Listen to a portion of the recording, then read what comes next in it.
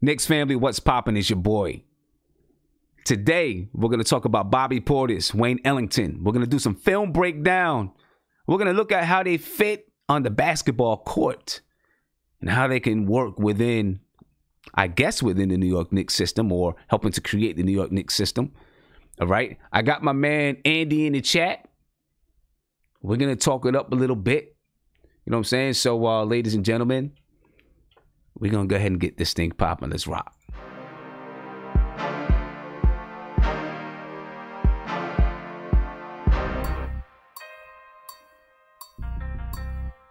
That's the G.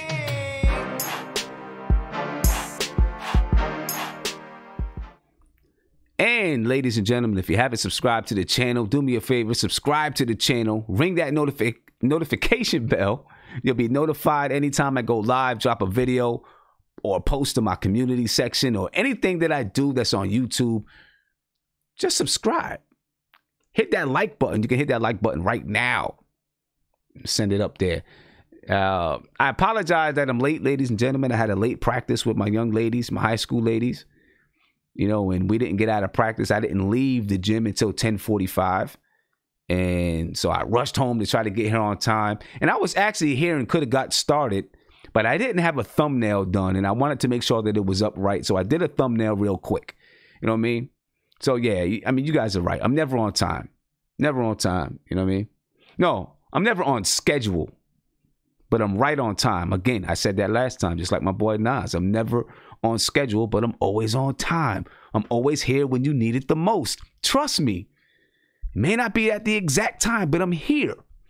Like I said, ladies and gentlemen, we're going to break down Bobby Portis. Going to break down Wayne Ellington. We're going to take a look at the way that they fit on the basketball court. All right. You know, training camp, media day is Monday, and I'm excited. It's Monday. It's just a couple days away. You know what I mean? And then we flow right into training camp. So next week is going to be hot, ladies and gentlemen. It's going to be hot. Unfortunately, though, I'm not going to get a chance to really talk about training camp until later on in the evening, because this Sunday, my daughter goes to, it's called McDaniels College. She goes to McDaniels College. She's going to visit with the basketball team, probably watch them work out. She can't work out with them, of course. Talk to the coach and all that good stuff. And then she's going to spend the night. Then she's going to go to school there on Monday. And then I got to go pick her up. So, yeah, I'm not exactly sure what time that I have to pick her up. I know that Monday, media day begins at 11 o'clock. I'll probably be able to do something for media day. This is what's going to happen. Once I find out my agenda, you know, for my daughter's college visit, then I'll let you know what I'll be able to do for media day. But I'm definitely going to do something. I'm not going to be left out in the dark for that. I'm excited for it. My plans are to stream during media day so we can talk about what they're talking about. Now, I'm not going to stream media day because that'll be illegal and my stream will get taken down. And you guys have already bore witness to that. I don't want to do that again, but I will talk about it. I'll watch it. And then we'll talk about what they're saying. So it should be pretty cool. It should be fun. But we'll see if I'm able to do it. I'll let you know this weekend. All right. But let's go ahead and get to my man Andy. And then, you know, see what's up with Andy. And then we're going to get to this breakdown. All right. And really get into it a little bit and have some more fun in our season preview. All right. My man Andy is right here in the chat. Andy, what's good with you, brother? How you feeling? Oh, one second. Okay, there you go. Say it again because I didn't have you unmuted. There you go. Happy to be back. Shout out to the chat. I was away for like 2 weeks because of the work schedule, man. It was crazy, but I'm happy to be finally back and chop it up with you guys. Yeah, man. I'm glad that you're back as well. You know what I'm saying? It's always good to get your perspective on things. You know what I'm saying? Always good to get your perspective. So I'm glad that you're here. Not much Knicks news really going on. The only Knicks news, check this out. The only Knicks news today and from the past couple of days has been the Brooklyn Nets media day, right? That's the only Knicks news. Yo, and they signed Lance Thomas, man. It's a little Exactly. bit heartbreaking for me because, I wasn't a really big fan of him, but I understood his role. He was a captain, he was a vet, and stuff like that. I value guys like that on NBA squad. So it was a little bit hard. Probably most of the fans are going to be, harsh about it, and they're going to boo him. But I still think that when he comes back to the Garden, at least he deserves a half a minute video tribute on the Jumbotron. Yeah. Listen. Knicks fans are always going to kind of diss Lance Thomas. That's what they do. That's all right. You know what I mean? But I just find it funny that the biggest Knicks news today and of the last few days has come out of the Brooklyn Nets training camp or the Brooklyn Nets media day, right? Yeah. Also, DeAndre Jordan taking a jab at us. Yeah, DeAndre Jordan. You know what I'm saying? I played for the Knicks for 2 months. Because they're asking him about the New York Knicks. Lance Thomas. I'm gonna be a New York Knicks fan for life. There you go. You know what I mean? It's funny, and that should let Brooklyn Nets fans know you're never going to take over the town, my friends. Yeah. If there's any Brooklyn Nets fans watching or potential Brooklyn Nets fans watching, or if somebody comes across this during the replay, you're never going to take over the town. It's not going to happen. I mean, in your media day, the press is asking about the Knicks. Come on, man. Think about it. Think about it, folks. Think about it. Think about it. But, hey, I don't know. It did surprise me that they signed Lance Thomas instead of Melo, the Brooklyn Nets. It did surprise me that they signed him instead of Melo. But now with whatever happened with Kyle Kuzma, I'm pretty sure rumors are start up again about Melo going to the Los Angeles Lakers. I don't know. Melo might just be in the big three next season. I hate to say it. But listen, you might have to put a couple of bucks at least. Yeah, I mean, listen, it worked for Joe Johnson, right? It worked for Joe Johnson. Yeah. Now he's back in the league. So it is what it is. Here comes Guillermo. Guillermo, what's good, man? What's popping? Yo, yeah, man. Just got back home from work, man. So you just got home from work? Yeah, literally like 5-7 minutes ago, man. It's mad busy, but yeah.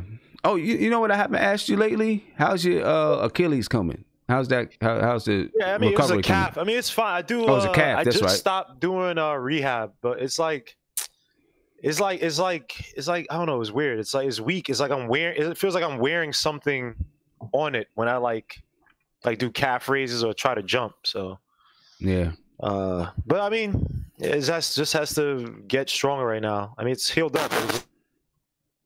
Nope. I think we lost Guillermo. I don't know what happened there. I think we lost him. He'll be back. Yeah. He'll be back. But what I'm going to do, and Andy, if he comes back, because I'm getting ready to go and do this breakdown. We're going to start with Bobby Portis. If he comes back and you let him in, hold him out. or just make sure he's muted. When he comes back in, just mute it right away or have him mute himself right away. All right? Yeah, but I can mute it for you. Oh, I can mute it for myself, but not for you. But not for me, right? Yeah. So, if there's a way you can communicate with him before he gets in, just ask him to mute himself or something like that. Yeah. Okay. All right. Ladies and gentlemen, we're going to get ahead and we're going to talk about Bobby Portis. And listen, there's a reason why I want to talk about Bobby Portis. And some of you guys are going to laugh and say, I'm making up stuff. I'm not making up stuff. Okay? I'm telling you how I really feel. But the reason why I want to talk about Bobby Portis first before I talk about Wayne Ellington is, because it's Bobby Portis and Wayne Ellington. But Julius Randle, we looked at Julius Randle in the last episode, and we reviewed the way that Julius Randle plays with other big men.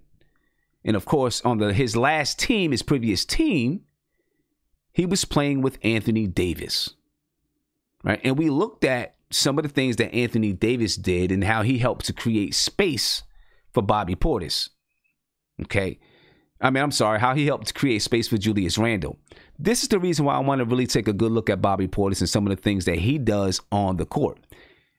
Because I believe that the Knicks looked at Bobby Portis when they signed Julius Randle.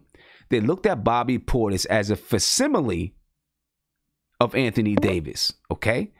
I'm not saying that he is Anthony Davis or can put up the numbers of Anthony Davis or plays exactly like Anthony Davis or is on the level of Anthony Davis. I'm not saying that at all. All I'm saying is that he is a facsimile, right? A low budget Anthony Davis in that style of play, okay? And the reason why they would do that is so that you can give Julius Randle the best possible, put him in the best possible position to be successful. And of course, help your team work. All right. And I'm not saying this to try to say he should start. I'm just saying whether he's coming off the bench or starting, it doesn't matter. When he's playing with Julius Randle, it's going to have the same impact. It's going to have the same effect. And one of the reasons why Bobby Portis was signed to this team. Okay. You know, and again, I'll say it once again, the Knicks did a good job. A lot of people laughed because the Knicks signed so many power forwards. You know, that was the going joke. You know what I mean? The Knicks, they signed another power forward. They signed another forward, blah, blah, blah, blah, blah. You know, that was the going joke. But like I said before, they found the pieces that fit. All of them do something different between Bobby Portis, Julius Randle, Taj Gibson, Mitch Robinson, Marcus Morris. They do something different, right? And that's the reason why it can, and I'm going to say will work. All right. So let's take a look. We're going to go ahead and take a look and take a dive into Bobby Portis. Before we do that, I want to, again, go over Bobby Portis and you know, some of his stats and stuff like that from last season. Okay, so let's take a look at Bobby Portis. All right, Bobby Portis was acquired, and you guys know this, but I'm going over it again for those who may be new. He was acquired in free agency in 2019. It's a power forward / center, 6'11", 250 pounds. Last season, between the Chicago Bulls and the Washington Wizards, he averaged 14.2 points per game, 8.1 rebounds per game, 0.4 blocks. And a lot of people get on Bobby Portis because he averages less than a block per game. And he has like a 7'1" wingspan. But I think there's a reason. I think there's a reason, and a good reason or not, I think there's a reason for it. And we'll talk about it as we go deeper into the video and we look at some things. He also averaged 1.6 turnovers per game. But here's what we wanted him for. Shot 44% from the field and 39% from three. Bobby Portis can be a three-point sniper. A sniper. Look, he can knock it down from three. He can knock it down from mid-range. Right? That is the reason. That is the main reason that the Knicks signed Bobby Portis. We know this. You know this. Okay. Let's go ahead. 26 minutes per game. He averaged 14.2 points, 8.1 rebounds in 26 minutes per game between the Chicago Bulls and the Washington Wizards. Now let's take a look at some film, ladies and gentlemen. All right. We're going to take a look at some film. And what we're going to look at with Bobby Portis is how does he score? That's what we're going to look at. All right. We're going to take a nice dive into Bobby Portis and take a look at the way he scores. Because one of the things that he does, this is not his first thing. So remember that. We're going to get to his main way of scoring. We're going to get to that. But I just want to break down a few things. Right? Obviously, he is a guy that can post up. I don't want to say obviously. He's a guy that can post up. Right? He can score from the post. And it's going to be incumbent upon Coach Fizdale to make sure that you find ways to get Bobby Portis in position so that he can score effectively from the post, right? Now, you know, we don't want to be, it's the same thing with Julius Randle. You got to find ways to get them the ball in the post. It'll be a while since we had two players that can get you some buckets from the post. We have Julius Randle and Bobby Portis, and believe it or not, Bobby Portis is pretty effective in scoring from the post. All right, so we're going to go ahead and we're going to take a look at Bobby Portis. So you see it now already posting up. All right, this video is starting with Bobby Portis in a post position. All right, so let's get into it just a little bit. All right, you're going to see here, he's got the ball. Everybody clears out one more time. Let's pause it.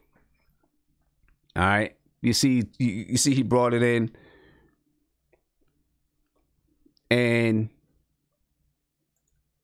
we are going to, I'm going to try to pause it. Well, let's go ahead and let's pause this. All right. And I want to rewind it just a second. Okay, we're going to rewind it. There we go. Now I got what I want. And you see here. Just take a look. You see Bobby Portis here. And again, once again, I can't stress this enough. This is the reason why Wayne Ellington is important too. Look at the perimeter, folks. You got guys around the perimeter. All right. You got one guy back here who delivered a pass, but you got guys around the perimeter. Why? Because they can shoot. And it opens up the lane for Bobby Portis or Julius Randle or whoever it is. Bobby Portis is a guy that can score the basketball in the post. Bring it on. There he goes. Gets a bucket. All right. Gets a bucket. Let's go. Let's bring that one back because there's several ways that he can score. You see on the first one, Bobby Portis went to the middle of the floor. You're going to see here, Bobby Portis goes, where's he go? He drops back to the baseline. Now, I'm going to show you what I don't like about that. Let's bring that back for a hot second. I don't like the fact that he finished that. He finished that with his right hand. I'd rather him finish that with his left hand, but hey, if it goes in, it goes in. All right, you'll see it here. He finished it with his right hand. He'll get that blocked. Okay, let's bring this back because this is a way that I think that Coach Fizdale should be able to use his guards to free up Bobby Portis or to free up Julius Randle.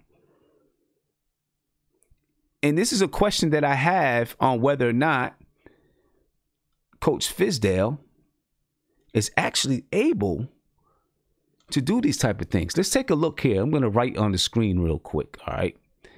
So let's switch this up. Let's get a pen up here. All right. Let's take a look here. You see, you got Bobby Portis is right here. This is Bobby Portis, folks. All right. I don't know if you can see my laser on the screen here. Bobby Portis is right here, and you have a guard right here. And you see what that guard is doing? This guard is setting the screen for Bobby Portis, which is going to free Bobby Portis up. Now, the defense actually does switch back so that Bobby Portis doesn't have a smaller guy on him, but it was easy to deliver the ball into the post.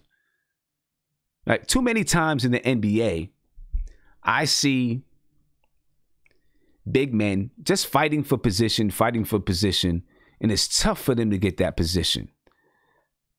You got to be able to, you got to be able to free these guys up. You know what I'm saying? You got to be able to free these guys up in the post. Get it to them easy. That's going to allow them to be able to make a better decision when it comes time to score. All right, so let's go ahead and play it. And you see this guy sets the screen. Bobby Portis is going to be able to get an easy entry pass. Once he gets that easy entry pass, he's able to get his. There he goes. And then there he is. And again, you see the perimeter is spread out for Bobby Portis to go to work. And he goes to work, gets a nice running hook. All right. Nice running hook. Once again, you'll see Bobby Portis gets the ball. This time he's out a little bit higher. And he nice fadeaway. So you can see the multitude of shots that Bobby Portis has from that post area. You've seen him take the ball into the middle and score. You've seen him take it into the middle, score with a jump hook. You've seen him come back around towards the baseline, drop step to the baseline. He finished with his right, but he finished. And then you see him just there fade away. All right, so the guy has a multitude of moves in the post. I don't want to take that away from him. You know, because I know, you know, when we think about Bobby Portis right now, we're thinking about the 3 ball. But he has a multitude of moves in the post that we're going to be able to use, and another guy, you know, to be a pain down there in the paint. All right, let's keep it going. Now, we said he can score from the post. He can also score in the pick and roll. And you're going to see in this play right here, he's not going to get the bucket in the pick and roll in this one. I don't believe in this one. But he's able to roll to the basket. Okay? Let's let it play. Hand off, screen, and he rolls. Bang. Goes up. Oh, he does get the bucket on that one. All right, this one here. This is one, again, you're going to see another screen and roll. What I want you to notice, when you see Bobby Portis go to the basket on some of these moves, just take a look at his lift for me. I'm going to get back to it, but just pay attention to his lift. Tell me how much lift that Bobby Portis has. All right? So you're going to see him roll once again. This time, he doesn't get it, but he's there on the roll. All right, does get the rebound. And boom, puts it on the floor and goes up. Okay, let's rewind that real quick. I want to talk about 2 things. I want to talk about his lift. Remember, he's 6'11", almost 7 foot. He's got a 7'1" wingspan. Let's see how much lift he has. Not much lift. Not much lift. All right. And I believe we were just talking about it, him blocking shots, right? I believe that part of the reason why Bobby Portis doesn't block shots is because he doesn't have much lift. Yeah, he has a 7'1" wingspan, but guys in the NBA, when they're floating, you may not be able to see it on TV as well. But when they're floating the ball up, they're putting the ball up in the air high. So guys like Mitchell Robinson, who he's got a crazy wingspan and he's got some lift, he can get up there and block those shots. Someone like Bobby Portis doesn't have much lift. Yes, he has a long wingspan, but you got to have a little bit of lift to block some shots too. You know, I think that's part of the reason why he's not a shot blocker. But also, I want you to recognize he can put the ball on the floor in limited ways. You're not going to see him out on the perimeter, you know, going crazy and putting ball on the floor. But in close, in here, Bobby Portis can put the ball on the floor and go to the cup. You know, if you get him here in this mid-post area, you get him out here, he can go to the, he can put the ball on the floor. You're not going to have him out here handling the ball. You're not going to see him initiate the offense. But you get him inside here, he could put the ball on the floor, as you see in this clip. Goes floor, bang. Right? And you're going to see in this next clip here, what are you going to see? You see the ball right now is being swung to Bobby Portis. You got a closeout defender. What do you think he's going to do? And here it is. Andy? Pump fake, puts the ball on the floor, pulls up mid-range. Bang. He could put the ball on the floor in limited ways. Right? Which is big time. It is big time for a big man to be able to put the ball on the floor once or twice and pull up. You know, put the ball on the floor from that mid-range area and pull up. That's big time for a big man. That's good for a big man. You know what I'm saying? And you know, that keeps the defense at bay. That also, you know, allows the big man, you know, to be able to see the floor a little bit. He can go once or twice, see where guys are moving, and knock and get a pass out if necessary. All right, Bobby Portis can do a lot of things, and a lot of things that are similar to Anthony Davis, which is why he is a good signing. Remember what I said, things that are similar to Anthony Davis. I'm not calling him Anthony Davis. All right, as Bobby Portis. But I'm not done with Bobby Portis. We got a few more things before we get to Bobby Portis. Before we finish up with Bobby Portis, and then we'll talk to our guys that's in the chat. All right. And then we'll talk to them. So let's finish up with Bobby Portis, because we're not done with good old Bobby. All right, let's let this go. Now, his bread and butter, ladies and gentlemen. His bread and butter is the pick and pop.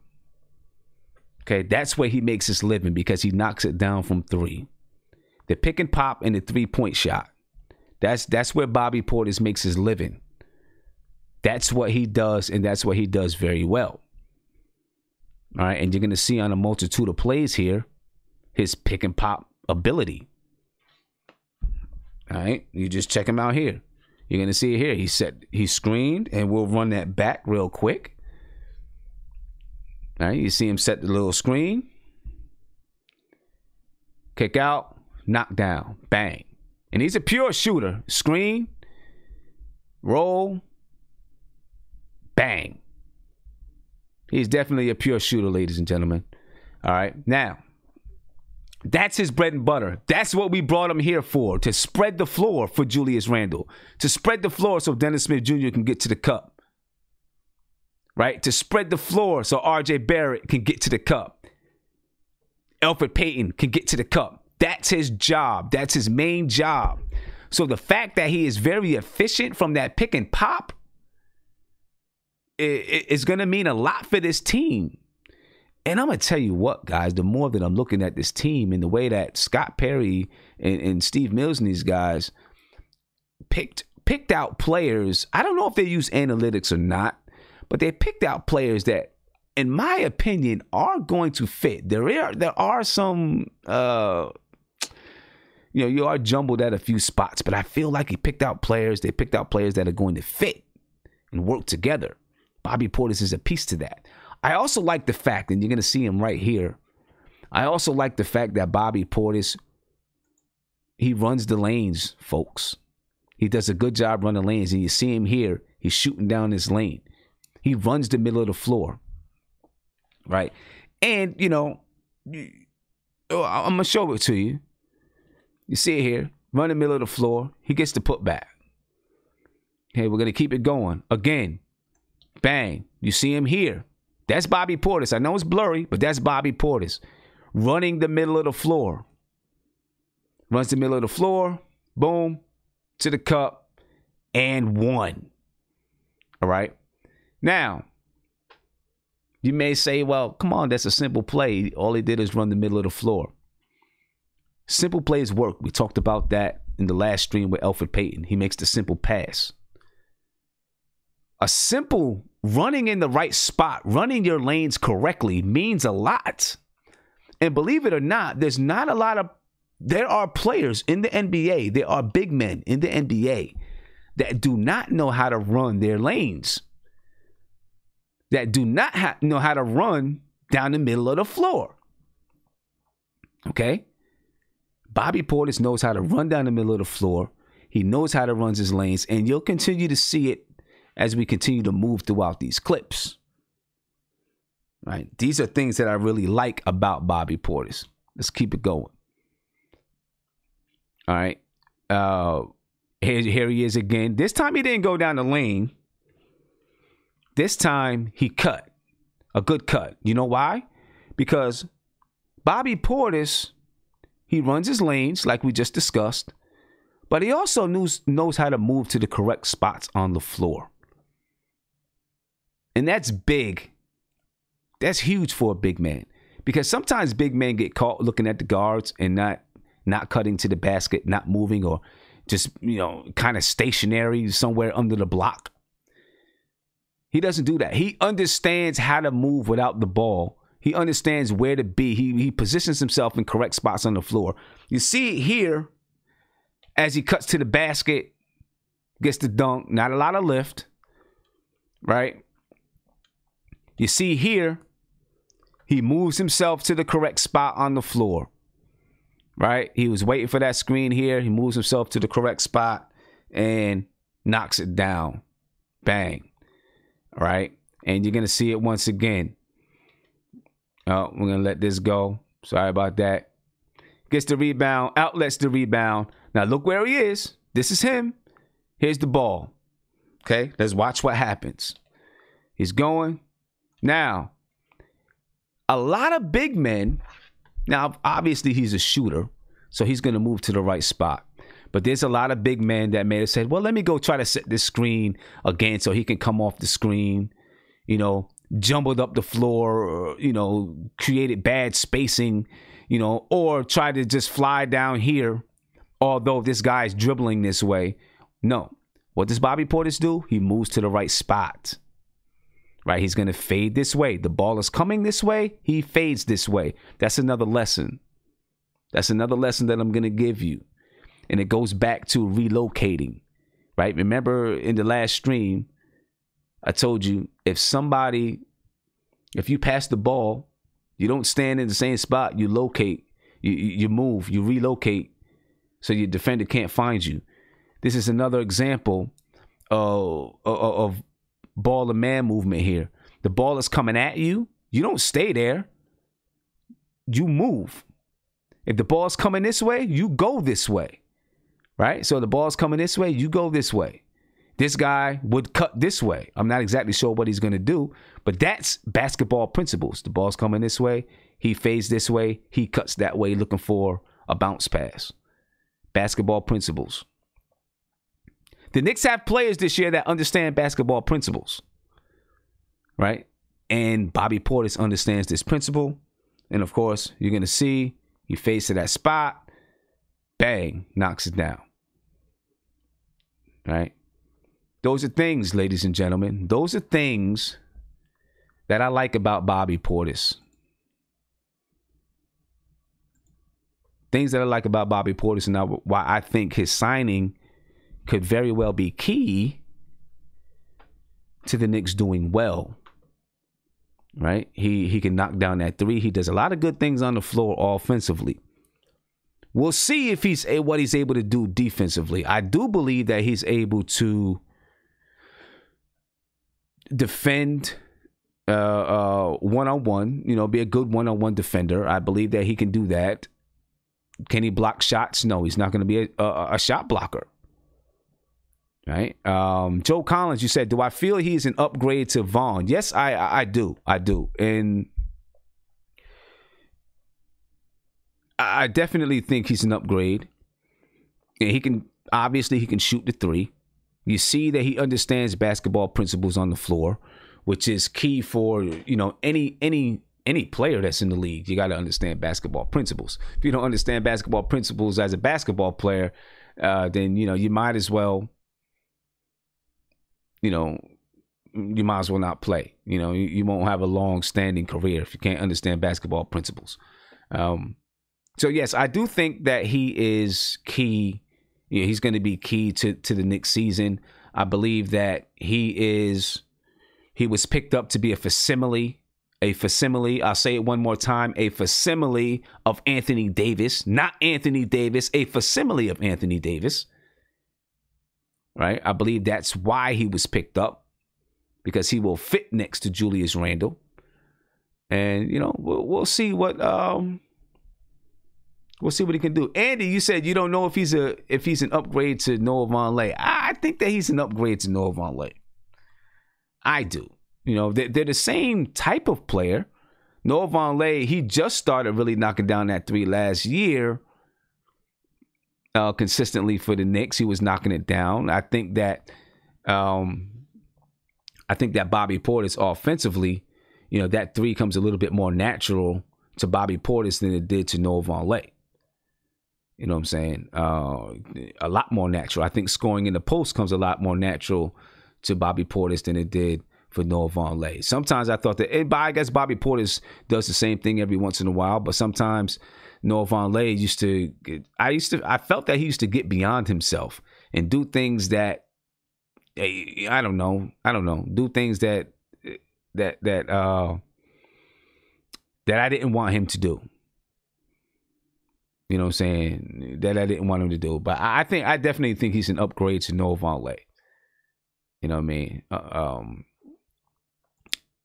And we're going to see how well. Now, defensively, Noah Vonleh may be better. Maybe better. We'll see. But Noah Vonleh wasn't really a shot blocker either. But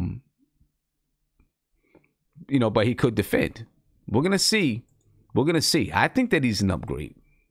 But we'll see how that goes. I want to talk to you guys. See what you guys think about Bobby Portis, man. See what you guys think. Let me see. Viv just joined us. Viv, what's going on, man? What's going on, Tim? How are you doing? I'm good. How you feeling? I'm good. Love the breakdown. What'd you say? I love the breakdown. Oh, appreciate it. Thank you. So what do you think, man? Bobby Portis. I think that he's going to be a good fit. I like the way he fits next to Julius Randle. Whether he's starting or coming off the bench, I just like the way he fits next to Julius Randle. No, I think you mentioned some fairly good points, and I think one of them, obviously, the most important thing is the shooting, and he can stretch the floor. And I think one of the things I noticed, and one of the things that I was reading about as you were breaking down the film, was that when he first came into the league, he had a little bit of a hitch in his jump shot, but he said he had a potential to hit the mid-range shot. So I'm glad to see that over the last year or two, he was able to stretch it to the three-point arc, and he doesn't really have much of a hitch anymore. He actually has a pretty smooth three-point shot. Whether it's a consistent one is a separate story, but it's pretty it's a good shot. So that's a very nice thing to see, and you can kind of play him in any sort of situation off the bench. I do like that. It's an interesting point you mentioned about the not able to block a lot of shots, and I guess one of the reasons he's not really the most athletic big. I was actually taking a look while you're doing some research. His vertical leap was, I think, 31.5, which is actually that's kind of mediocre, I think, for, in general. I mean, I know Zach LaVine has like a 48, I think 48-inch vertical leap or something like that. So I think DSJ is like 40 or something. So, yeah. He's not going to jump. He's more like I wouldn't say Kylo Quinn's a bad example because he's not like Kylo Quinn unathletic, but he's not really like Greg Monroe where he's like a clumsy athletic, but he's kind of in the middle, right? So he kind of uses his instincts and kind of uses his feel to kind of to make plays, right? Yeah. So exactly. he'll never be a great defender because of that, but you'll get the other things. But one interesting thing before I go to you go back to you is that obviously his time in with the Bulls was really tumultuous for various reasons. I think he was kind of stuck in a hard place a little bit, right? Because that first year, his rookie year, was like they were trying to basically run it back with Rose, Noah, all those older guys, Butler, etc., right? And then the year after, then Wade came through, and then there was a whole conflict and whatever. If you remember back then, there was a whole issue with Wade calling out all the younger players, right? I remember. And then the younger players calling Wade out. Right. So one of those younger players ended up being Portis, who was calling out Wade. And one of the people that was defending Portis at the time ended up being Taj Gibson. So, and it kind of all comes back full circle. Okay, it's kind of crazy. And then I guess right around that time, then the next 2 years, they kind of pulled like a Frank on him, right? They drafted Markkanen, or they got Markkanen basically after trading Butler, right? And then they drafted Wendell Carter Jr., which is all right, another big. So all of a sudden now you got bigs that are, I gotta win minutes over. You got Robin Lopez still. It's like man, you got a ton of bigs now. So this is kind of like a fresh start for him. So it's very interesting and unique to see, what he does with this opportunity a little bit. Yeah. You kind of saw a little bit in Washington. So I'm pretty intrigued to see what he does. Yeah, me too. I'm definitely intrigued to see what he can do. Just to see what he can do. But it is Knicks fans should just temper their expectations about and not start to get upset, when they see that he doesn't block shots, because he's not going to. So just understand that's not what he's going to do. He has no lift, and it's not his instinct, right? I mean, blocking shots a lot of times is a person's instinct. You know what I mean? You kind of have that instinct. Mitchell Robinson has that instinct, and in some ways he needs to temper that instinct, when he's on the perimeter, so he doesn't, go for pump fakes and that kind of stuff. Bobby Portis doesn't even have the instinct. Yeah, he's like like the Monroe, or he kind of like Monroe that way, and he's kind of the opposite of Kylo Quinn. where Kylo couldn't jump, but at least had the instinct to block shots, right? Yeah, right. So Portis is a little different, where he's a little more athletic, but he doesn't have that instinct to block the shots. Yeah, he doesn't. He can't jump that high either. So yeah, and it is, we are going to need another shot blocker at some point. Mm-hmm. Well, I'm hoping, maybe it'll turn out to be Kenny Wooten. I hope that is not Hasheem Thabeet. I hope, right? No, I don't think he's gonna. I don't think he's going back now. But yeah, I know I'm just messing around. Nah. But hopefully, we got to find another shot blocker somewhere. You know what I mean? Yeah, Gibson used to block shots, but it's been a long time since he blocked shots. Yeah, defensively, he's kind of on the downslide. I think he blocked 0.6. Yeah, he was under 1 block per game last season. Now he should still be able to play good defense on the block, But he used to be one of the like a top 10 defensive guys. I'm sure he slipped since then. Mm-hmm. But I mean, I think the way to get around that is not playing him 24, 25 minutes. Talking about Taj Gibson, playing him 15 minutes a game, where you can maximize. He's a little bit older. He can come in and give you 15 minutes and play good defense, giving you 15 minutes. If you expect him to do it over 25, 30 minutes, then you're mistaken, I think. Yeah, one thing before I say, so it's very interesting that Scott, like the profile of a typical, acquisition during the period, this era so far, they've always been trying to go after like the athletic type of players, right? Guys like, the not super athletic, but, above it average athleticism. And Portis is kind of, going slightly the opposite direction there, where he's not really the most athletic guy in the court, but he's able to compensate, using some of his instincts and skills. Yeah, definitely. All right, let me get around Guillermo. Yeah, Sim is really putting effort into saying the name. Well, see, the thing is this: just like I teach my players about playing basketball, you got to practice it the right way, then it'll come out naturally. So I'm making the effort to practice it the right way, then it's just gonna come out naturally. Just remember, it wasn't me, Sim. It was the other guy. I know it wasn't you. You know what I mean? Yeah, I mean, you and Vivek covered all with Porter, especially on the offensive end. As a guy, yes, he did have a hitch in his shot, and it sucks because he was on the Bulls, and like Viv said, it was so tumultuous, the whole Mirotic thing, and then Dwayne Wade coming in thinking that he's a leader, and that didn't work. And then remember, Jimmy Butler trying to stab himself as like the alpha dog and calling guys out. It was a cluster F. It was a mess on that team. So Butler never truly had development, and again, another thing that Fizdale and these guys are doing. They're acquiring a lot of guys who have the talent. I mean, Gibson obviously is older, but acquiring guys with talent, but are just missing like that something, right? That thing that might take him to the next level. I'm not saying Portis is going to be a star, as I agree. I was watching some stuff on defense, and for some reason, like his stance is just not great on defense. Like he doesn't box out well at all. He doesn't position himself down low to get rebounds or to really defend his man.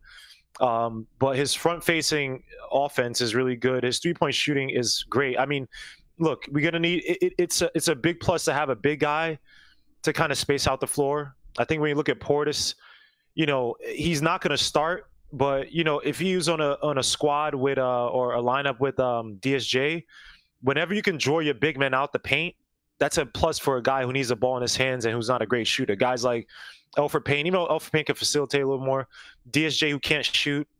And so it helps those guys out. And I think that, they were trying to do that stuff for Cornette last year, and obviously he's not here anymore. But I think a guy like Portis can fit really well as a off the bench scorer. Now with him, yes, if he can improve his defense, and yes, defense is not all about getting blocks.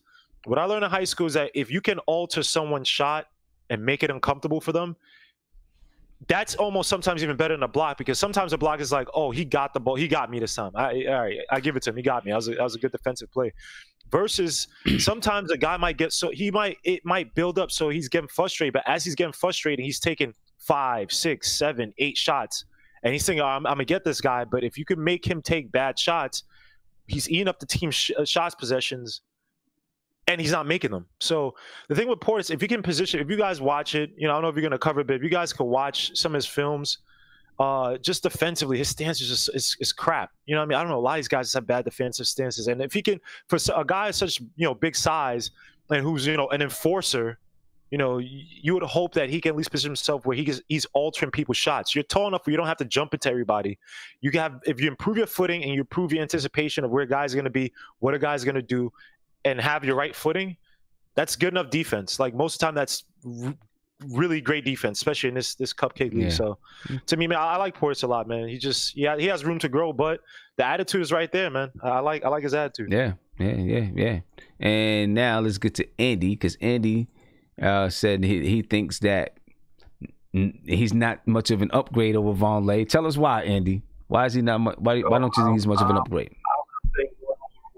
On the chat. Oh, say that again. For one sentence. Say that again. I'm saying that I'm not joining, you know, on the chat, man. One sentence and you're getting bashed all around. So. No, but I you know why? Because I think, I like you guys said, offense, of course, I give it to Portis. But on defense, I think it's day and night, man. Vonleh could keep Giannis in front of him. Portis, I don't think he can keep, 5 guys on, before him. So it's gonna be really, man. I think hard for him on the defensive end, and like Guillermo said perfectly, the stance. You just see Vonleh. Vonleh was getting so low. He wouldn't allow guys in the post or even out on the perimeter, you know, passing by and stuff like that. So it's going to be hard for Portis on defense, I think. And Porzingis, I think with Randle, it's going to be the same thing. So I don't think you can play, you know, maybe it's good on the offensive end playing them both, but on defense, it's going to be hard to, you know, hide one of them. And you know what? That's where it's going to come down to Fizdale, you know, coaching and understanding lineups and understanding, you know, who they're playing against and those type of things. Exactly. And understanding what you need at that point in time. You know what I'm saying? You may need offense at that point in time, and that's what you need. You know, if it's going to be the last possession of a game, you know, a 1 point or 2 point game, and then you got to take a shot to have 5 offensive players on the court, and you know, then have defense stoppers. But you know, he can be a threat on even that position, last position, just to stretch the floor and stuff like that. But on defense, I think it's going to be really hard for him. Yeah. All right. And we got a new guy in the chat.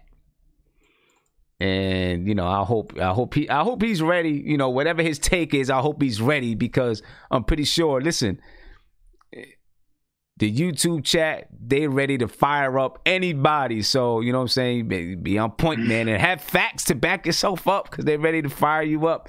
Go ahead. What's going on, Kevin? How you feeling, man? Glad to have you in the chat. What's up, Sim? Glad to be here. Long time listener.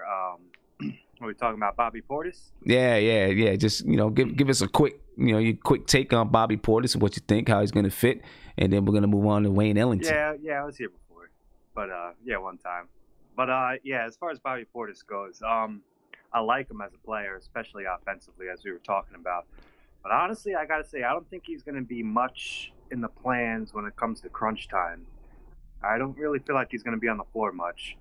Maybe in place of Mitch if there's foul trouble, but other than that, I can't really see him being on the floor in crunch time. You know, with guys, you know, because you have somebody like Julius Randle, Mitch Robinson, you know, it's just hard for me to see him being on the floor in crunch time. Okay. Especially with the defense being such a liability. But you know, I think that's going to come down, like I was just saying with Andy. I think it's going to come down to the matchups and who we're playing. You know, if that's true, yeah. You know, if we're in a situation where we really need some scoring, or we're not spreading the floor enough for Julius Randle to get off, then you might see more Bobby Portis. If we're in a situation where we really need some shot blocking because our guards just aren't doing their job and we're getting killed in the lane, then you might see Mitchell Robinson. You know, well, not might, will, because we don't have anybody else that can block shots and erase, you know, mistakes from the guards. You know, that being said, you know, we also got to take into the season a team defense concept, you know, and not just, obviously you got to stop your man and stay in front of your man, but your team's got to help you out too. But I think those are good takes, man. It's going to be interesting to see how things get played down the stretch this season. Also with Bobby Portis, I feel like his position his most effective position for our team would be center, because I feel like Kevin Knox might be the backup power forward. He might like slide over to power forward in a small ball type of lineup. Yeah, Kevin Knox. I mean, long term, I think Kevin Knox is a power forward, a stretch 4. I don't think he's a 3 long term. You know, I think he's a power forward long term. I could see where you guys are coming from. I do.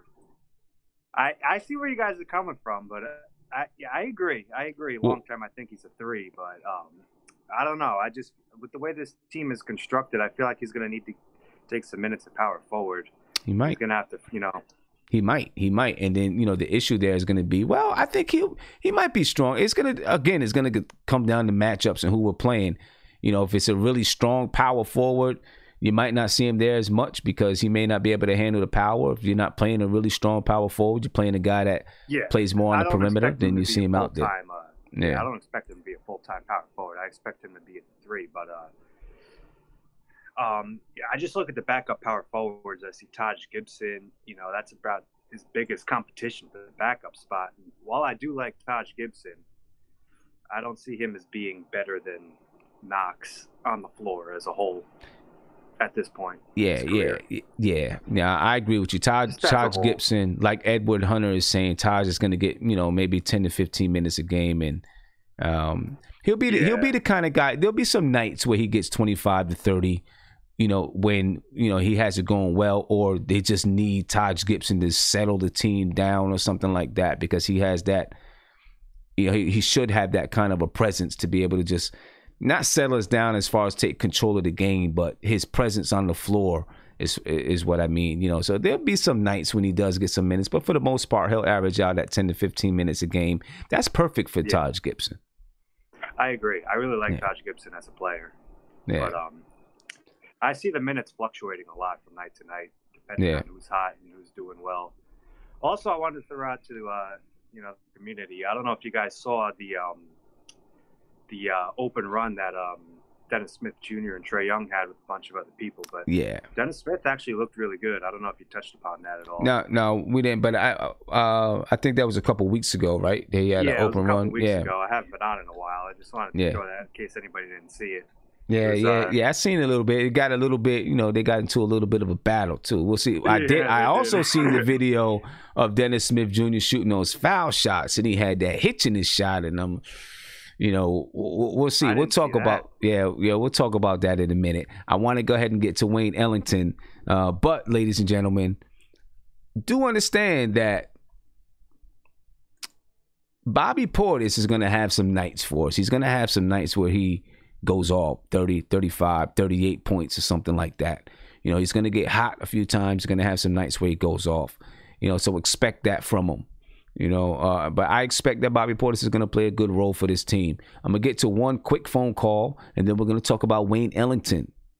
And some people are going to laugh talking about Wayne Ellington. Don't laugh. Don't laugh at Wayne Ellington. I'm telling you. You know what I'm saying? It might be Wayne's world out this joint. Don't laugh at that man.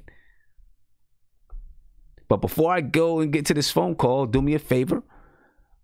Please spike that like button right now.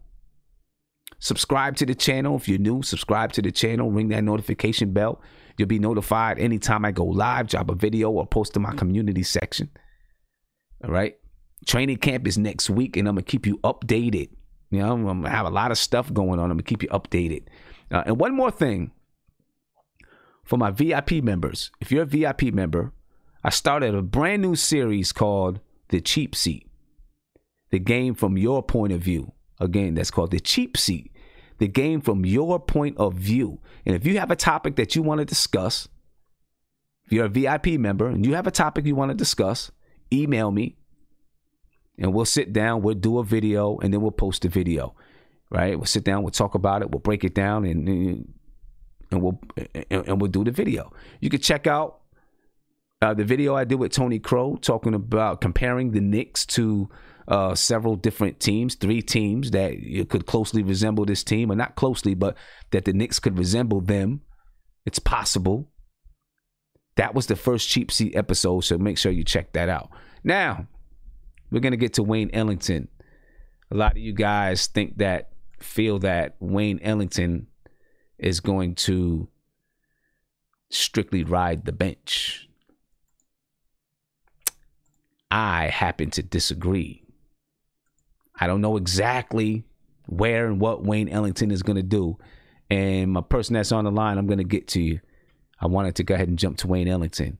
I don't know exactly what he's going to do. And, you know, there's a lot of competition at that 2 guard spot. You know what I'm saying? A lot of competition there. But Wayne Ellington didn't come to the Knicks to ride the bench, ladies and gentlemen. I don't care what you say. He didn't come here to ride the bench. You might think he did. I don't think he did. I think Wayne Ellington came here to play. So let's talk about Wayne Ellington just a tad bit and get into the way that Wayne Ellington plays and what Wayne Ellington can do on the floor. Let's talk about Wayne Ellington. Wayne Ellington, again, he was acquired in free agency. You know that. You know this. He's acquired in free agency. He's a shooting guard, 6'5", 200 pounds.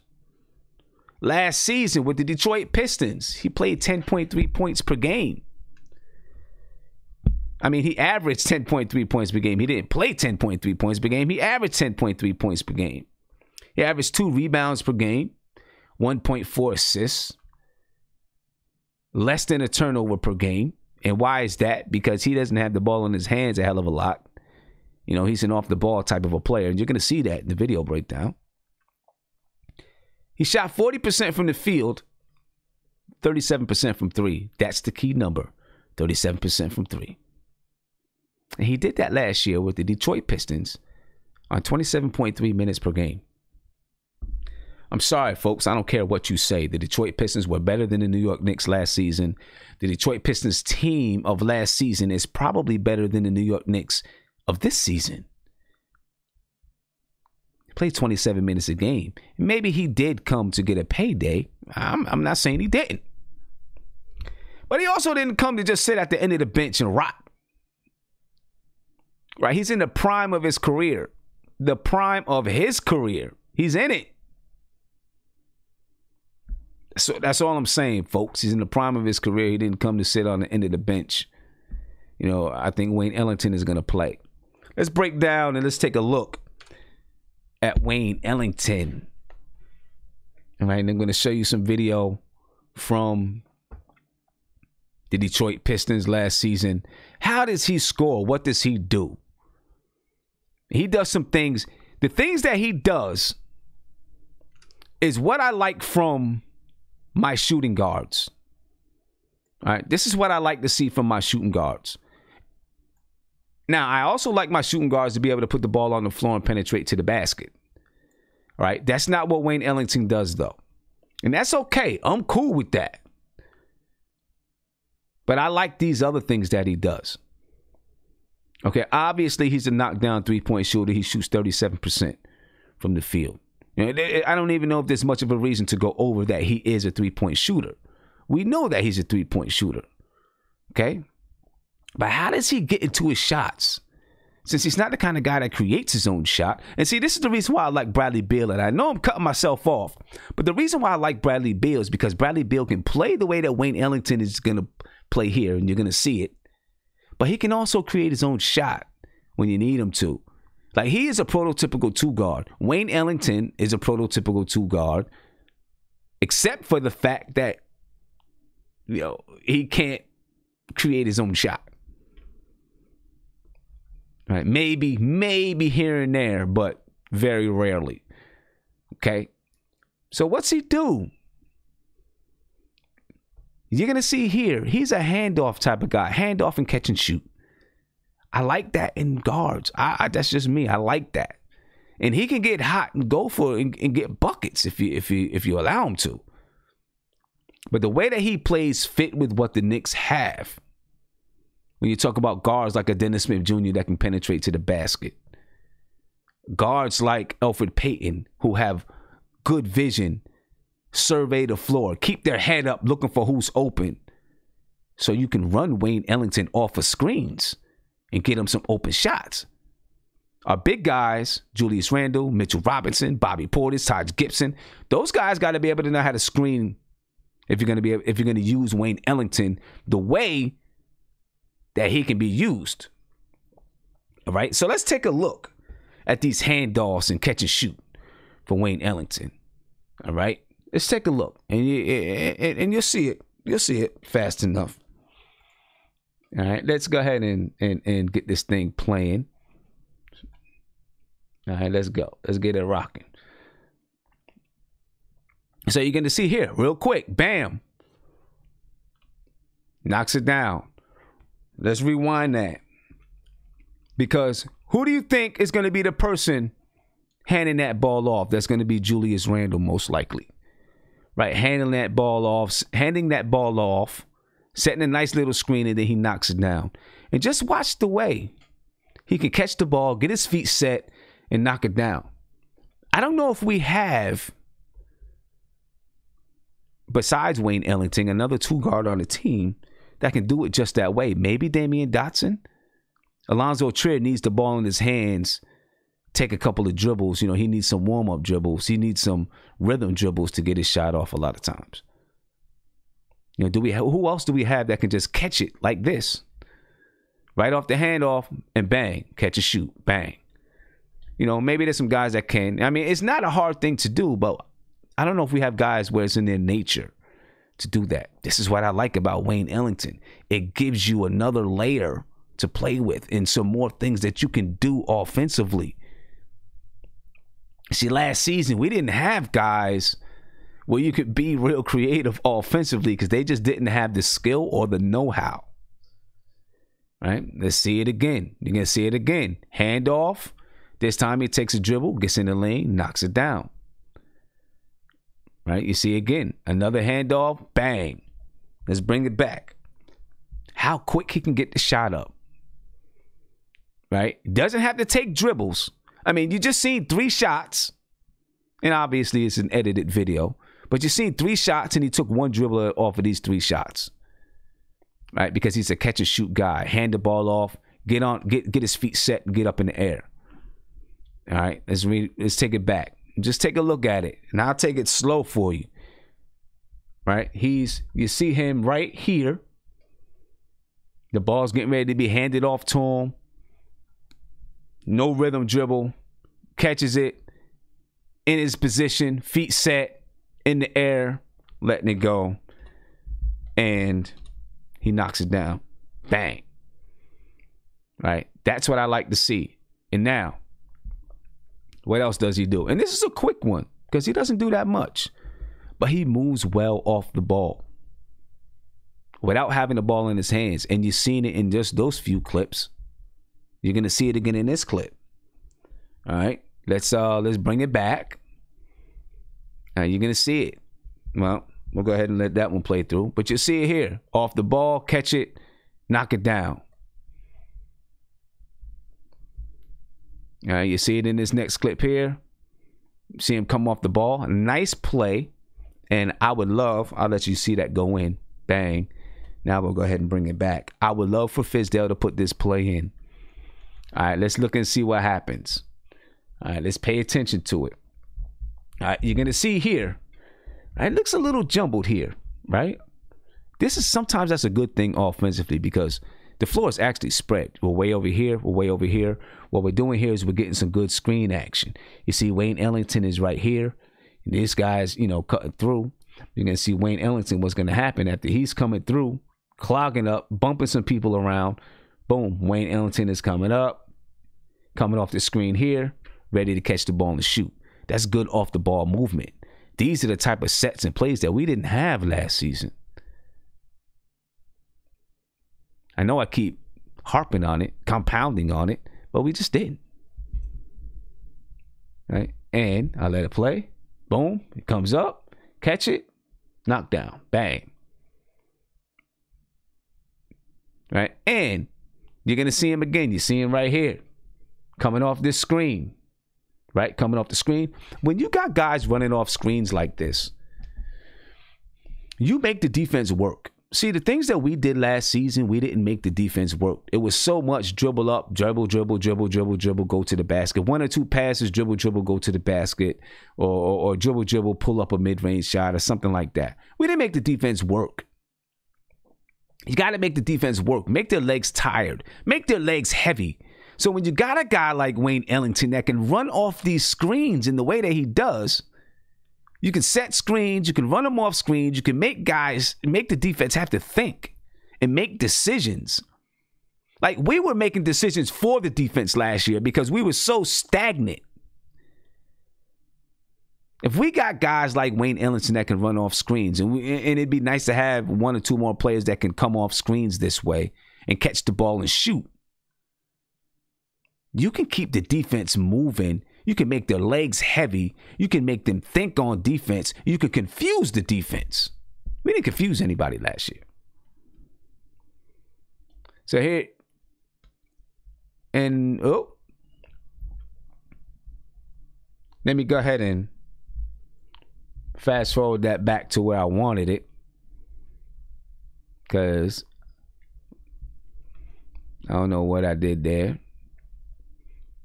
But anyway, you get the picture as to what I'm saying about Wayne Ellington, ladies and gentlemen. And I'll get back to it so that we can take a look at exactly what I was saying. But you get the picture. You see what I'm saying about Wayne Ellington, right? Those are the type of things that we need to make this offense work. All right, we need to have ball movement, man movement, right? We need to have the defense thinking about what we're doing, how to strategize against us. Because if we're stagnant, they don't need to strategize. All right, so here it is, and I can go ahead and let this thing go. All right, and you can get a look at what I was saying. All right, go ahead and let it go. All right, you see him, bam, coming off. That's simple. And he catches it and he hits a little nifty floater, whatever it is in the lane. Again, you see him here running off screens. Right? Let's bring this back. Let me go ahead and bring this back. All right, you see him here. He's right here. He's going to run off the screen to the other side of the floor. And you got a point guard like Elfrid Payton, who's got his head up, like I said, looking for these plays to happen. And a point guard like Elfrid Payton, who is patient enough to let these plays run through. Frank Ntilikina is another guy who is patient enough to let these plays run through. Okay? Don't take that for granted. That can be key. Because a lot of times you get point guards who aren't patient enough to let these plays run through and feel like they've got to do something. They start to get impatient. They get itchy fingers and itchy feet. They got to get to the basket. They got to do something with themselves. You know what I mean? It's patient enough to go ahead and let this thing run through. Sees them coming off the screen. Catch it. Bang. Knock it down. Not many dribbles. And then he's also good at just recognizing when to cut. See, the players that we have, and I know I'm repeating myself, and I'm going to repeat myself again. I'm sorry. Some of these guys understand basketball principles. You know what I'm saying? Understand basketball principles. You're going to see in this play right here, him cutting to the basket, just understanding basketball principles, when, how, where, and why to cut. That's just a key thing, when it comes to being successful on the basketball court. This season is going to be very different, ladies and gentlemen. We're going to see, hopefully, if Fizz is doing the right things, we see different things offensively. You see Wayne Ellington right here in the corner. You see whoever this is. Maybe that's Ish Smith. I don't know. Got the ball in here. And you're going to see Wayne take the backdoor cut and get a bucket. All right, there you go. Backdoor cut. Gets the bucket. You know what I'm saying? And there it is, ladies and gentlemen. There's not that much to it. Guys that know how to play good fundamental basketball. And the reason why I'm showing you this about Wayne Ellington, well, one, I just want you to know what our guys can do on the basketball court. You know, so you see it now, you're going to recognize it when the games get here. Right? You're going to recognize that. But he's another guy. I'm sorry. He's going to play. I don't care what you say. I think he's going to play because he has those basketball fundamentals. He has the IQ, understands those basketball principles. You see what he can do on the floor, and you see the way that he can contribute to this team, you know, with the things that he can do on the floor. You know, how much does he play? Does he start? I don't know. You know what I mean? You know, it's going to be up to Fizdale, of course. You know what I mean? And you know, we'll see. I don't know. What do you guys think? Do you guys like what you see from Wayne Ellington in just those few clips? And obviously, there are highlights. I'm picking out clips, you know, to show you the way that he plays. You know, but those are the things that he can bring to this team, and the reason why he can really, really be effective for this team, and fits. That's the key. He fits. You know what I'm saying? He fits. Anyway, I'm gonna go ahead and get to the video chat, see what these guys talking about. You know what I'm saying? And we're gonna get to it. I'm gonna start with Guillermo. We're gonna get to it, man. Guillermo, Wayne Ellington. I don't know if you got a chance to see the little breakdown that I did. Yeah. We were just talking about him. And yeah, it's gonna be look, Wayne Ellington.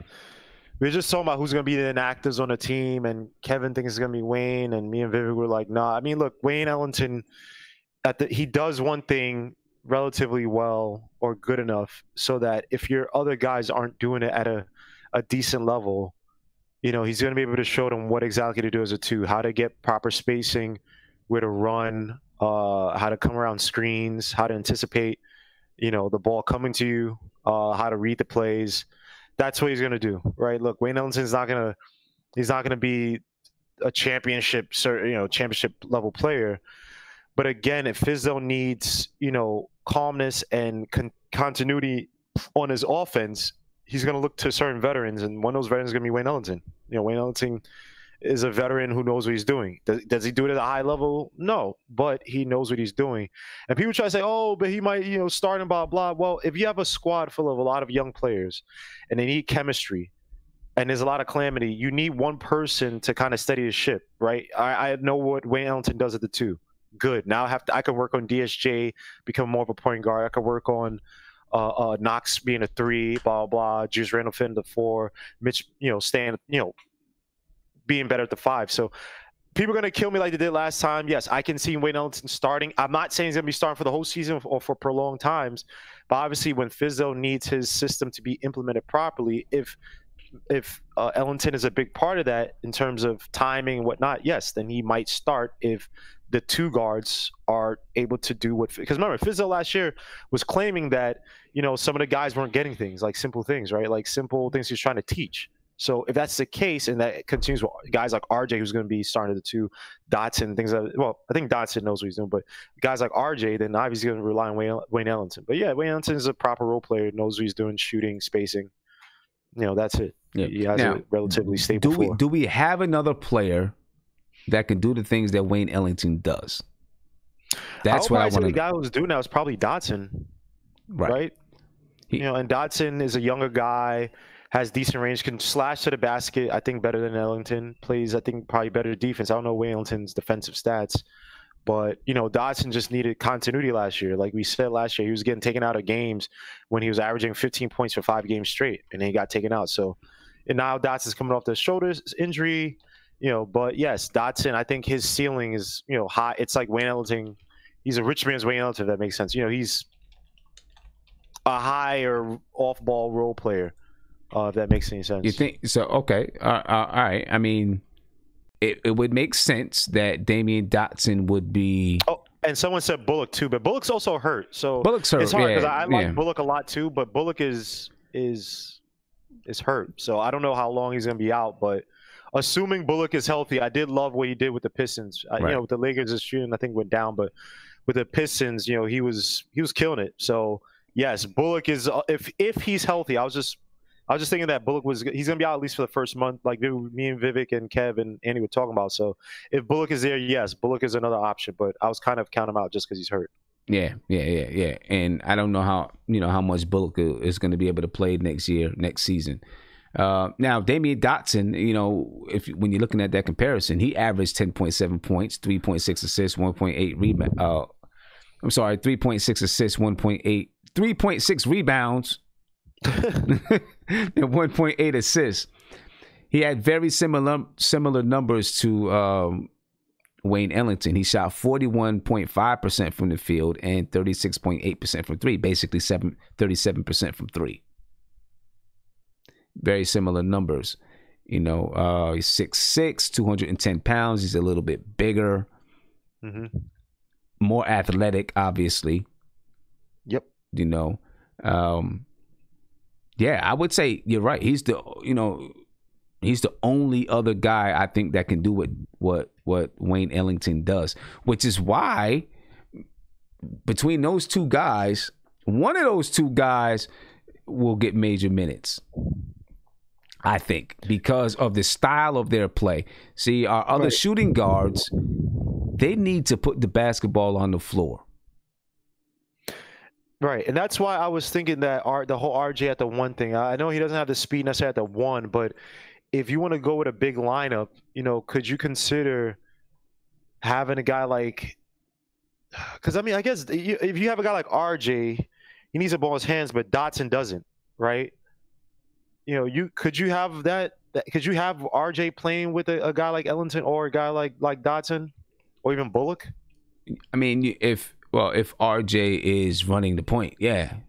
Right. If RJ's maybe running even the point. like a double. Because I mean, you look again for this system. A lot of this system, especially with so many new guys, a lot of it's you need guys who complement each other, right? And any guy who can come off ball and shoot, you know, they complement at least 2 out of the 3-point guards we have. RJ, not RJ, excuse me, Payton and DSJ, who need the ball in their hands, who aren't good shooters. So yeah, you know, yeah, I think Dotson has a good spot on his team, man. But you know, RJ's a new kid in town, so we'll see. Yeah, we're gonna see. Armando Chico, thank you for the super chat. He said, with more playing time, Dotson is a good 3-and-D guy. I mean, yes, he is. He's a good 3-and-D guy, but I think he can be one of those guys that comes off screens, catches, shoot off the dribble. You know, just looking at, you know, I love the way Wayne Ellington can catch it, get his feet set, and get up in the air. You know, this guy, you know, and on our team, there's only a couple guys that can do that. You know. And someone just said that he's just JJ Redick, but JJ Redick is a pretty solid 2-guard, man. Like we like to put him down, but I'd like a guy who can shoot the ball and be deadly. Yeah. You know. And listen, the Philadelphia 76ers paid $20 million for JJ Redick for one season so that they can have his skill set on the floor to help elevate their team. You know what I mean? Yep. And when you look at even the Clippers teams, like outside of Chris Paul, one of the only like dependable scorers was JJ Redick. So, yeah, right, guys, we got to stop looking at when we look at these players. We got to stop putting them in the context of who are the top players at that position, who are ultra superstars, and then say, oh, they're not as good as them. Right. Like the Toronto Raptors didn't have superstars all over the squad, right? They obviously had Kawhi Leonard.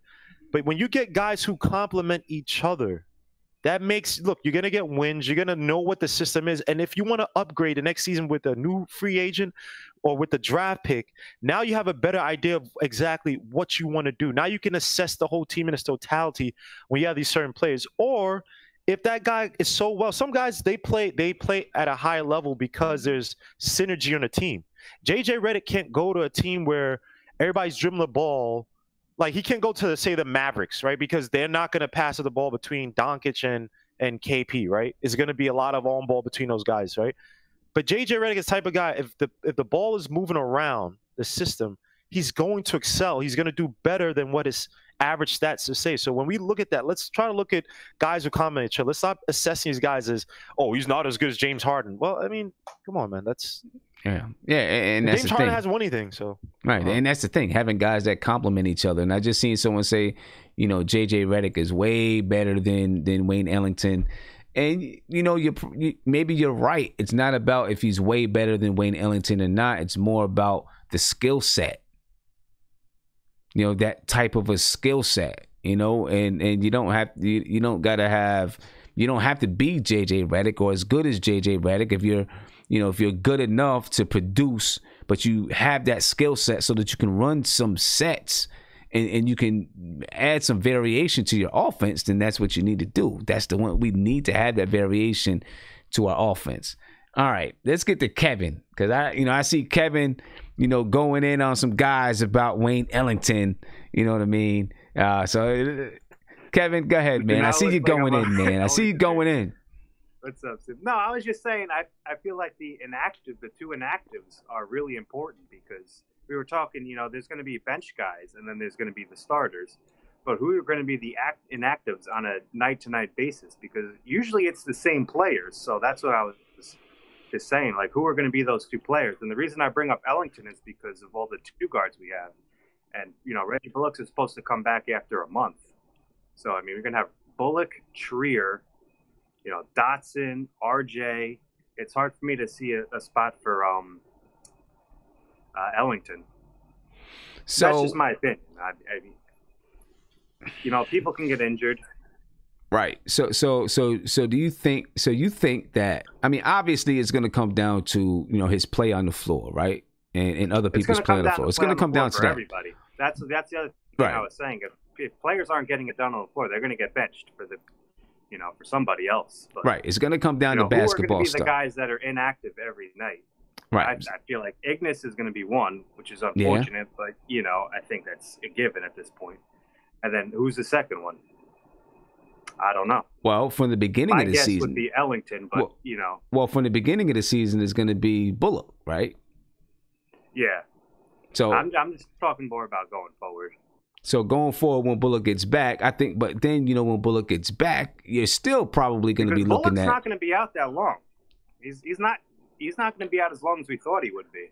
Okay. I mean, that could be a feel positive like when thing, he comes back, he could easily be our best two guard.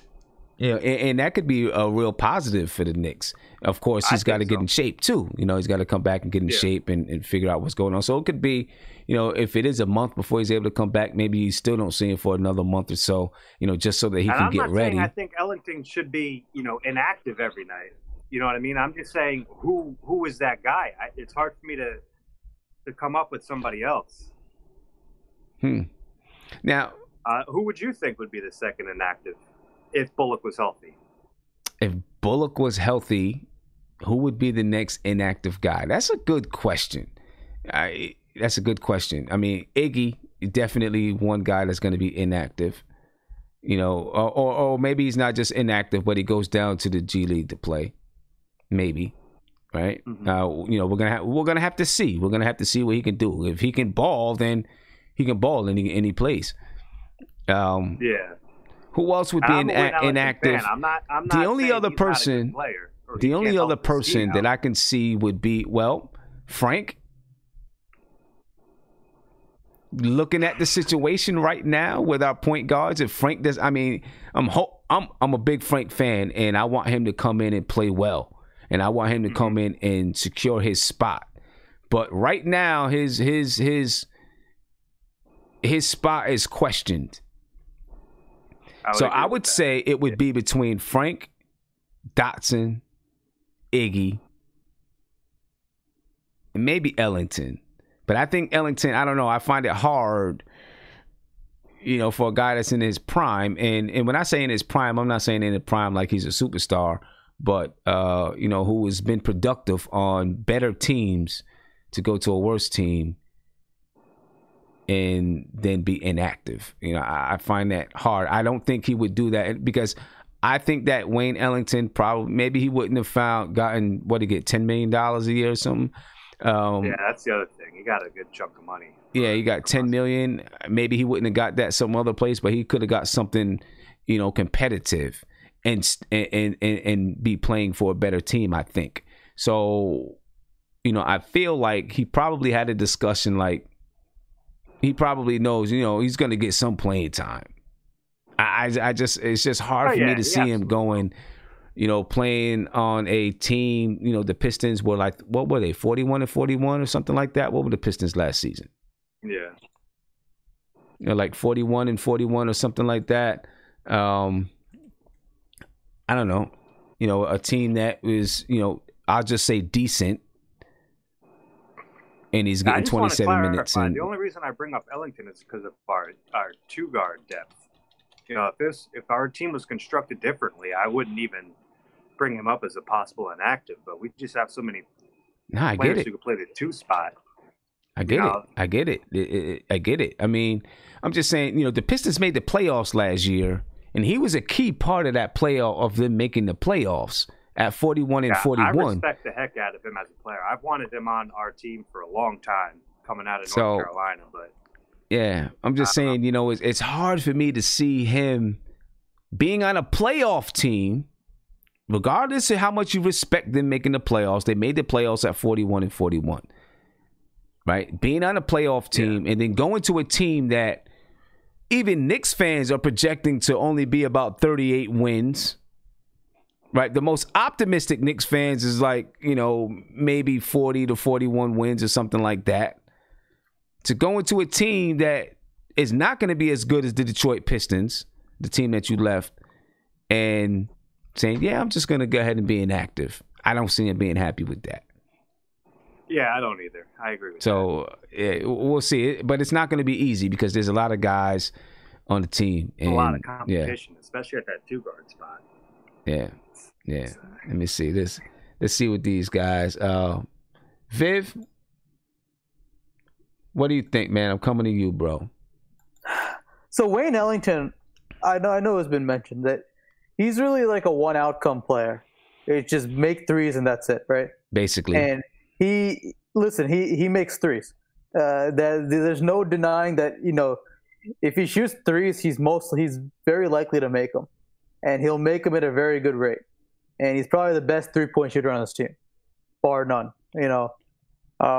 So that's the role, and it's up to every other shooting guard or anybody that's playing his position on the floor, any of these young kids, whoever they are. It should be their goal to basically do what Wayne Ellington does or do something else that Wayne Ellington can't do and do it way better than anybody to actually get minutes. So he's setting like basically the minimum baseline. Okay, this is what I do, and I do it really well. Mm-hmm. So you got to do something that's really good or really well, and then, you will get minutes over me. So, that's really it. I think the reason Wayne Ellington's will matter during the course of the season is because I know you mentioned it over the course of the summer and even before that, but in order to properly develop players, you need to put them in positions to succeed, right? So one way, you can fail a player, right, is especially the point guard. Is if you don't put any shooters around a point guard, they're never going to succeed, right? So similar with other players. If you don't put shooters on other players, they're not going to succeed either. So having a shooter like Wayne Ellington will probably open up things to allow other players to feel more comfortable offensively, to get buckets more efficiently, and everything just adds up, right? So having that right now, Wayne Ellington, knowing that he can, people will have to he commands respect at the 3-point line, makes a big difference.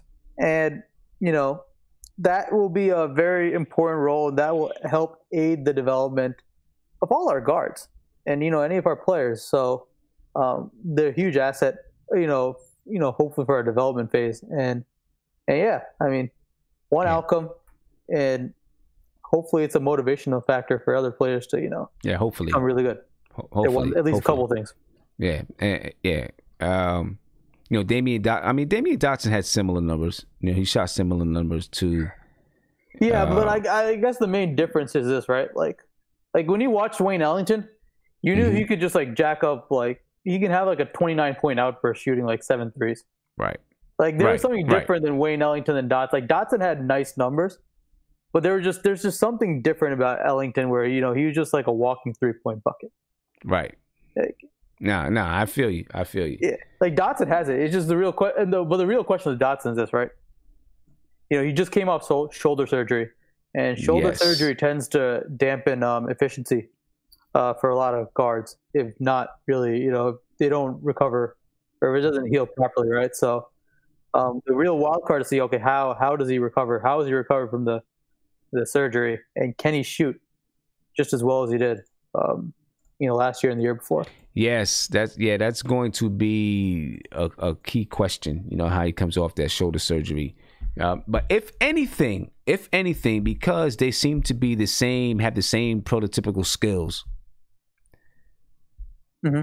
Damian Dotson and Wayne Ellington. Wayne Ellington can be kind of a, you know, someone to kind of, I don't want to say show Damian Dotson the ropes, but be be a little mentor for him. Be an understudy, right? Yeah, exactly. Being understudy, because listen, you know, they're kind of on the same trajectory of their career.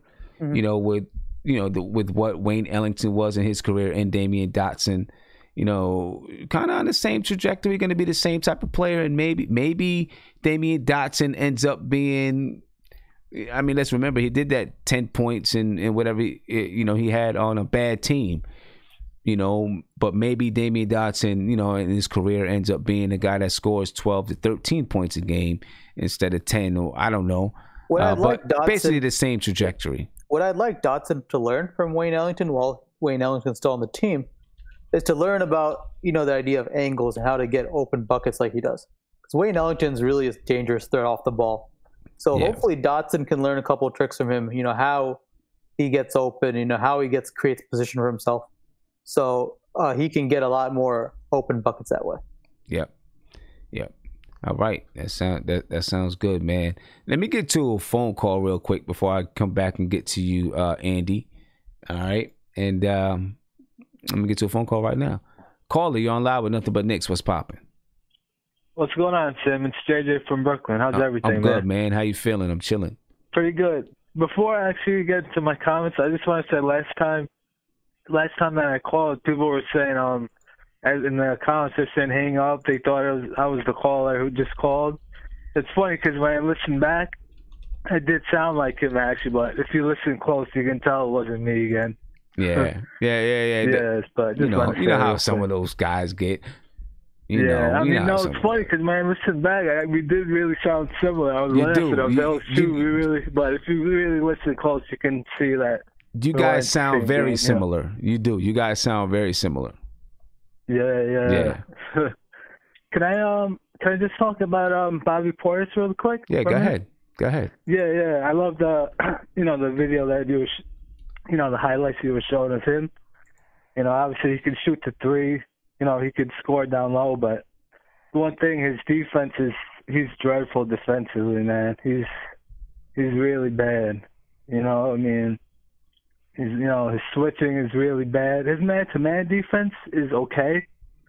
Uh-huh. You know, his man-to-man D is decent, but like everything else is really bad. You know, I mean, that's the thing that really worries me. Same with Randall. You know, someone was saying in the chat we should start Knox with Randall and Portis at the 5. I'm like, with those three playing defense, we're not gonna be able to stop anybody. You know, there's no offense, but those are the three of the worst defensive players from the eye test and all the defensive metrics. I'm just like, there's no way we're gonna stop anyone. You know what I mean? That's why I want to start Morris at the 3, you know, to help out Randall, right? You know, defensively a little bit. And I'm pretty sure that Morris is going to start at the 3. Yeah, I think he should. Yeah, I'm pretty positive that he's going to start at the 3. Yeah. You know, no, definitely, man, and we're gonna get a chance to see if he can. You know, I'm pretty sure he's heard that knocking. All these guys have heard that knocking. They know they're coming to the Knicks, and they have a chance to, be an underdog that overachieves. You know, right. So we'll see. We'll see. They say that they're working and they're ready. So let's see what they do, man. Right. Hey, that's why I like. Oh, go ahead. You know, that's why I like Morris, because he's probably our best, that we sign in terms of offensively, defensively. You know, he's a solid defender. You know, I'm not saying he's a lockdown, but he's very solid on defense. Morris. So. All right, man. Hey, I appreciate the call. Yeah, no problem. Have a good night, bro. All right, have a good night. All right, man. All right, peace. Yes, ladies and gentlemen, go ahead and call in 516-405-2246. And I apologize, you guys in the video chat. At the moment, you're not going to be able to hear the guys that's on the call because I got a little bit of a different system going on since I'm doing using it for the video breakdowns, and when I have the video ready, it stops. I don't know why it does. It does what it does.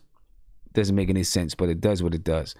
But anyway, if you want to call in, man, give me a call, 516-405-2246. I'll be looking forward to talking to you. We only got a few more minutes on the call, on the show, so go ahead and give me a call if you want to get in.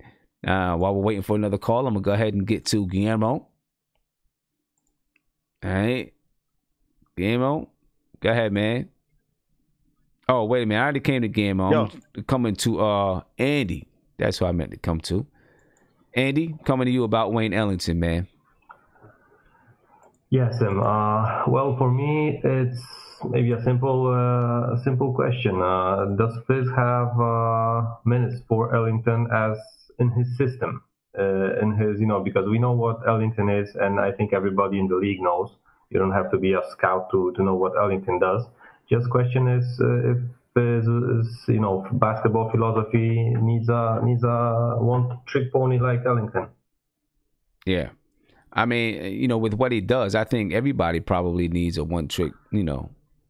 Yeah, but the question is he going to use them? Because last year we saw the whole system was a mess. So putting Dotson numbers aside of Ellington's is really hard because we had a tanking season. So the numbers weren't scored in the same positions and type of plays that probably Ellington had them scored in Detroit. But like you guys said, they're really similar guys. Maybe Dotson defense a little bit better, but. If I had to pick a guy to take the shot, score a bucket, I still go over to Ellington over Dotson. Okay. All right.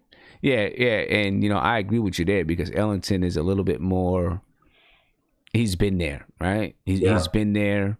He has more experience. He's been in some tight games. He's been in the playoffs.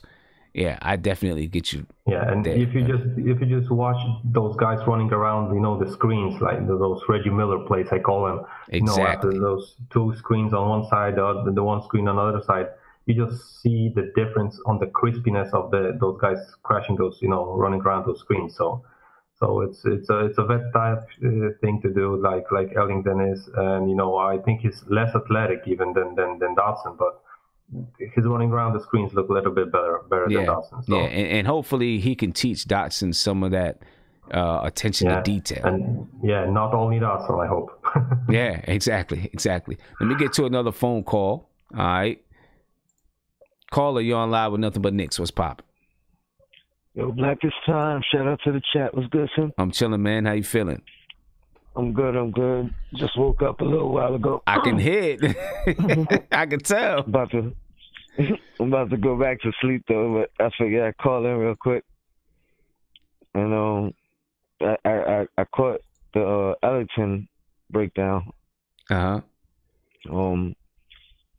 is basically making me double down on on my stance that I like the idea of starting the veterans, at the very least, Peyton, Ellington, Morris, Randall. I'm still a little up in the air. You said Peyton, Ellington, Morris, Randall, and you're not sure about the center spot. I'm up in the air with the center spot, just like because I think Mitchell is gonna end up playing regardless of the matter, like both units. You know what I mean? But right. And I like the idea of more of what's his name? Portis playing with the young guys at the 4. Mm-hmm. So I'm just not sure about starting Taj, But maybe just start him and still his minutes is going to still end up being 10, 15 minutes a game anyway. You know what I mean? Yeah. Now, especially and see, if Fizz has a system, it's probably more likely that these veteran guys are going to be able to run the system and play the system better than the young guys. The young guys might have more talent. right? They definitely got younger legs and you know, speed and all that. But as far as learning to play a system, Now, do you think that older group that you mentioned? See, I would think with that group, if you're gonna play that group, because I kind of agree with the Elfrid Payton, Ellington, Morris, Julius Randle. The only reason, not the only reason, but one of the reasons why I would put Mitch in there is so that you can hopefully play maybe a quicker tempo on the floor, you know, and get a little offensive electricity out there. Because if you bring Bobby Portis or Taj Gibson, you know, that might be a slow group.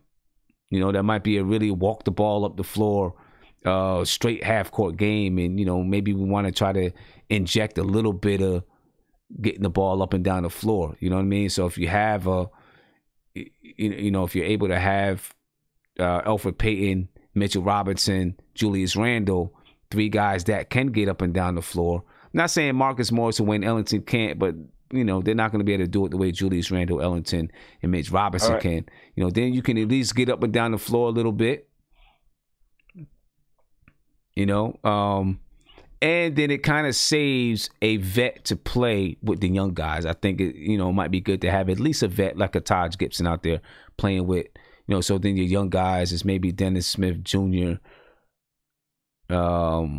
Man, then it gets really hard. It gets really hard with that young group. The young guys are super fast, and Taj won't be able. You know what I mean? He won't be able to keep up with those guys. I mean, but I don't know if he always has to keep. You know, he can be the trailer. You know what I'm saying? I think that's okay because he can be the trailer. Well. You know what I mean? You know, he can get the rebound, get it out to the young guys, let them run up the floor, and then he trail the play. And then if something happens, they get it back to him as that safety security type of guy, you know, and he can let them guys go. My only fear, you know, with having that lineup where you have Elfrid Payton and Wayne Ellington starting, then then you still got to deal with Dennis Smith Jr., Alonzo Trier, RJ Barrett, Kevin Knox, Bobby Portis, and Taj Gibson. Where does that go? Unless Taj Gibson is out of that lineup and you got Bobby Portis at center, Kevin Knox at the 4, RJ Barrett at the 3, Trier at the 2, and Dennis Smith Jr. at the 1, something like that. Mm-hmm. I mean, honestly, that's kind of what I was thinking. Even with Taj, are you saying out of the picture as in inactive? No, not in out of the picture, not inactive. 10-man rotation. Kind of in that. I forget.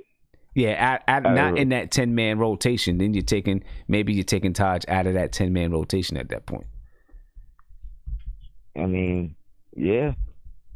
I mean, again, I'm not saying Mitch shouldn't start or don't start Mitch because I feel like he's the best guy as far as like production, you know, offense and defense. Even though he don't have an offensive game, he's gonna score. He's gonna give you 10 points. I guarantee he's gonna do that. He should. So, you know, he should be able to get a couple of putbacks. He should be able to get, you know, a couple of oops. Yeah. He should be able to give you 10 points. So, I mean, it's tough. We really don't have another like legitimate. He's gonna like whether he starts, doesn't start, whether like when he's in foul trouble, we're gonna be in trouble.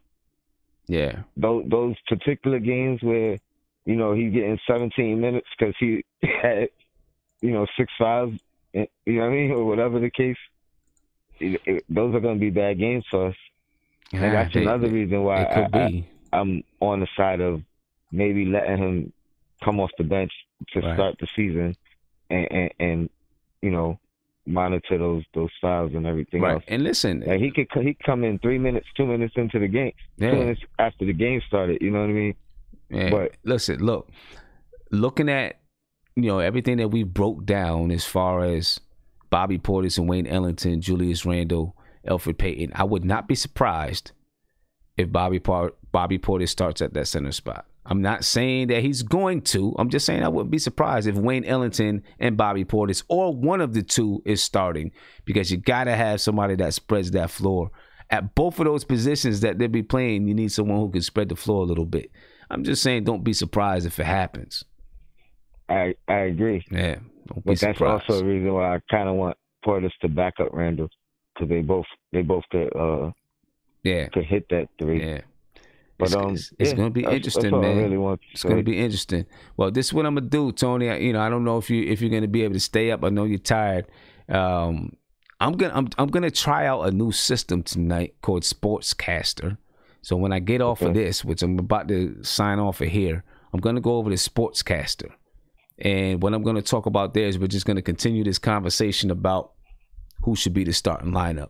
And it's going to be, all brand new conversation on Sportscaster. All right. So I'll ask the Okay, guys in the chat, so the video chat, to stay on. And, if you guys, whereby what'd you say? you said whereby Sportscaster. No, Sportscaster is basically like a YouTube, but I'm just trying it out. You know what I'm saying? I got a call from Okay. somebody that asked me to try it out, so I'm gonna try it out.